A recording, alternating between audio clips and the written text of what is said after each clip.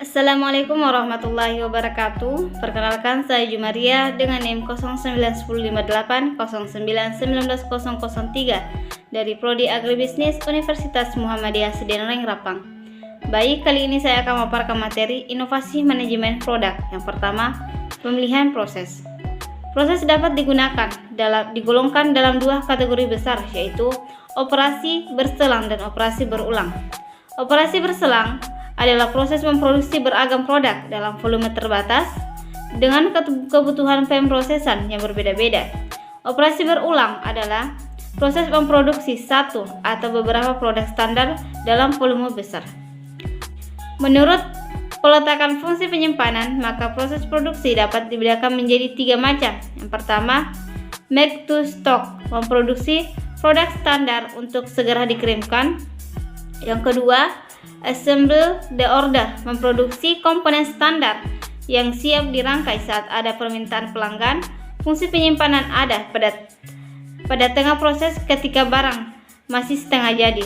Yang ketiga, make to order, memproduksi produk sesuai spesifikasi pelanggan seluruhnya setelah ada permintaan. Selanjutnya yaitu metrik kinerja proses, merupakan pengukuran dari berbagai karakteristik proses untuk menginformasikan kinerja proses yang berjalan.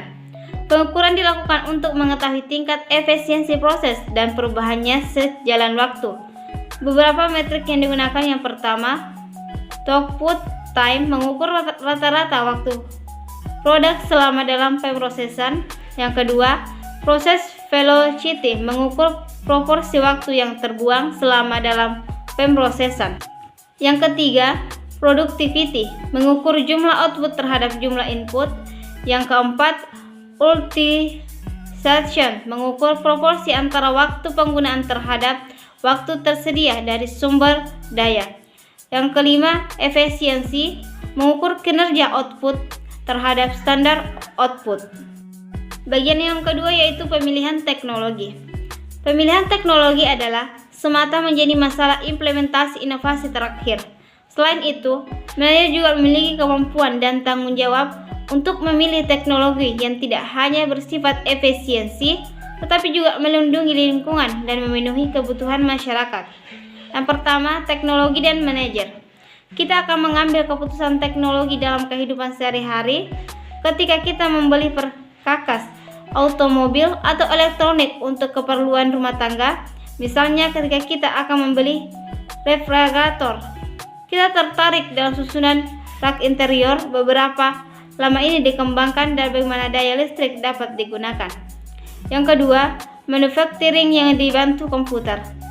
Pentingnya pabrik masa depan bukanlah sedikit orang, tetapi pabrik yang masuk dalam integrasi komputer. Pabrik di masa depan akan menggunakan komputer untuk memperkenalkan produk baru dalam desain proses, perkiraan dan produksi, serta pengendalian persediaan.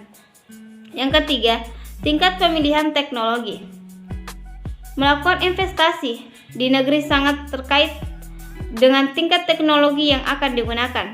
Saat ini, pengolahan produk pertanian masih menerapkan teknologi tradisional. Terdapat berbagai macam pilihan tingkat teknologi yang bisa dikembangkan di negeri, dan keberhasilannya sangat dipengaruhi aspek-aspek lingkungan di dalam dan di luar negeri. Itulah tadi pemaparan materi mengenai inovasi manajemen produk tentang pemilihan proses dan pemilihan teknologi. Demikian, wassalamualaikum warahmatullahi wabarakatuh.